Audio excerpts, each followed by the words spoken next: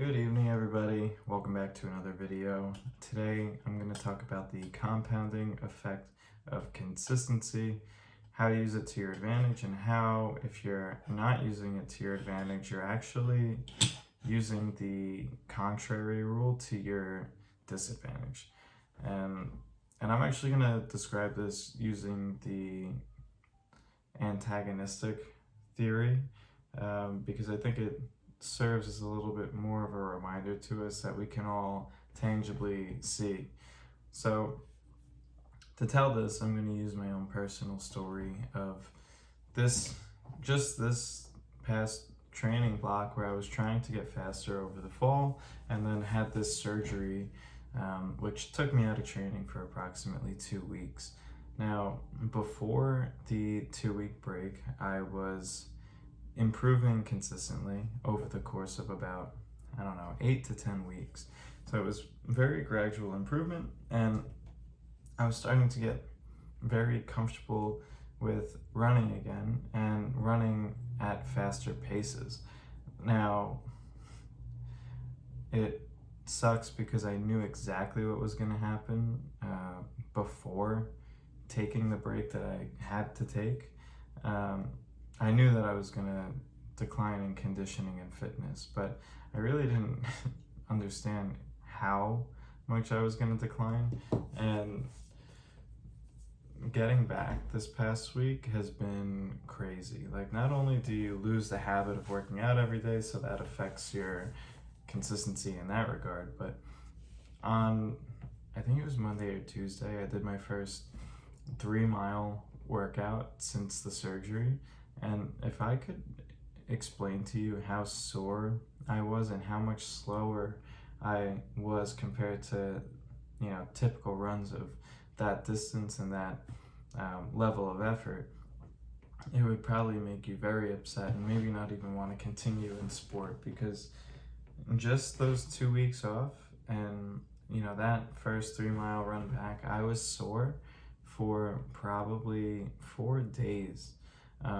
And then the following run, that, Monday, a few days off because I didn't want to overdo it in the first week back, and also work was insane. So the next run, another 3-mile day, was Friday, and Friday, was a bit better, but I was still definitely way off, and my body's way slower, feeling much more fatigued, feeling much more likely to feel the burn in the run in my calves and my quads, and I'm just not feeling so great. Today was a little bit better, but still on a 4-mile run today, just not where I want to be. And meanwhile, 3 weeks ago, I was averaging like 20 something miles a week. My shortest run of the week was probably 8 miles if it wasn't a recovery run, and I was doing them and feeling great after the runs. So this is just like a slap in the face and shows you exactly what periods of inconsistency can do for your training. Now, I want you to take this small example and extrapolate it a little bit into your own life and say, like, if you were consistent for, say, 3 weeks, and 3 weeks is just enough time to start getting your body to the point where it's willing to, not that it's a willingness, but where it's able to hit its stride and then start to enter into the improvement process. Like, the first few weeks of getting back into training is almost always like a reconditioning phase to bring you to a more stable level of fitness that you're probably more likely to actually be at. Now, if every 3 weeks you're falling off the horse for 2 weeks and then getting back in, then it's no wonder that you're never really going to make any substantial gains in your fitness. It's just not enough consistency to allow your body to grow to the stimulus that you're putting on it, especially like for such short periods of time. So what ends up happening, and a lot of people that I know personally or that I've coached, do this is they'll say that they're going to be super consistent. They sign up for a race. I tell them exactly the plan that they need to follow, exactly how many miles per week. I make sure to keep it at a level of difficulty where it's not too much for them and it's not too little for them, so that they feel engaged enough and they're not going to be at risk of injury and whatnot. And then, they're good for 1 week, they're good for 2 weeks. The third week they start to like miss a single workout, and then like the fourth week they miss like a few workouts, and then soon enough like they're just completely trailing off, and then like some weeks they're good and then some weeks they don't work out at all. And what happens is you just get stuck in a period, in a like a sine wave of your fitness, where your fitness is just like the average of that wave.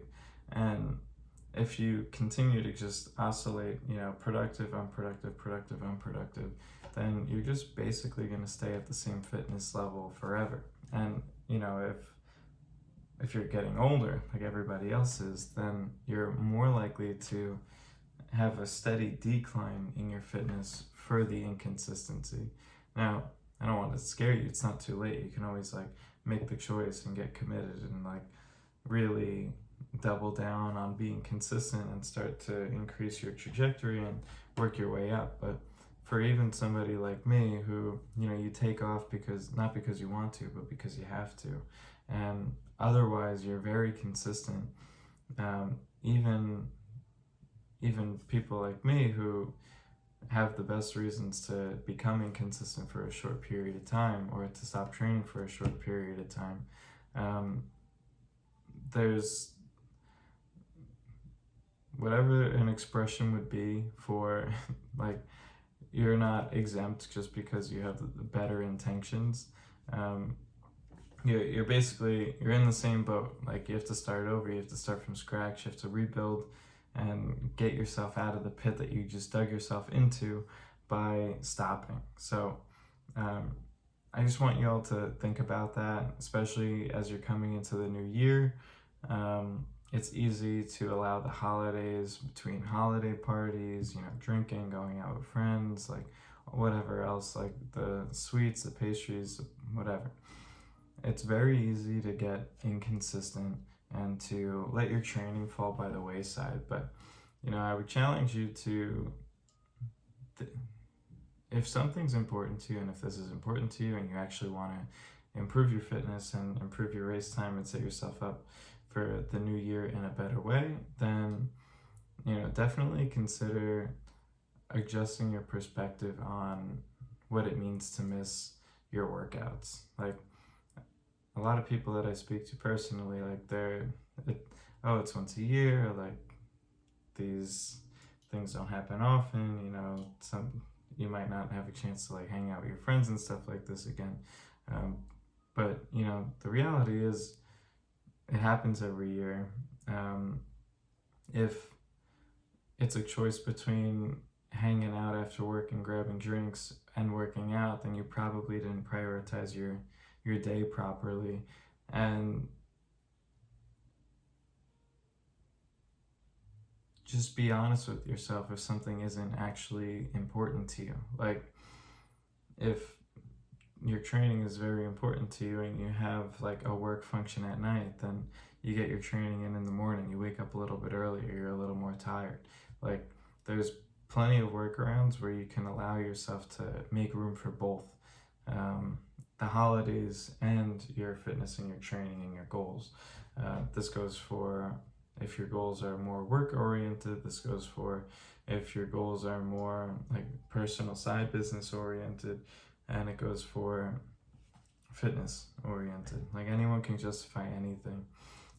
Anyone can justify delaying their start till tomorrow, till next week, till the new year. But realize this: if you don't start training, today's the 15th of December, and you're saying that you want to start fresh in the new year, really, if it takes you, if that's another like 2.5 weeks off, 3 weeks off, it'll take you probably a month to make up for the inconsistency in January. And then you're really starting yourself you're making it harder for yourself to achieve your goals, one.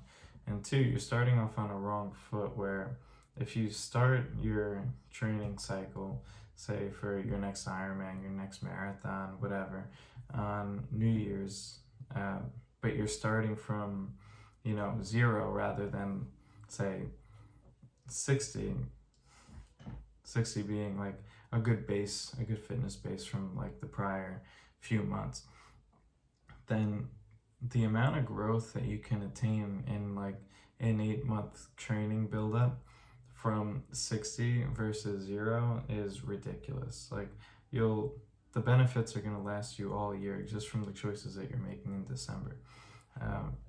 I don't want to harp on this for too long. You probably all get the point. Consistency is extremely important, and just even a few weeks of inconsistency, regardless of the reason, can completely throw off your fitness, throw off your training. And I'll challenge you to apply this both to yourself in fitness, but then try to think about it in terms of everything. Like imagine you're reading a book or learning a new skill and you decide to take 2 weeks off in between every like chapter that you read. How much progress are you actually going to make? Think about that for yourself, and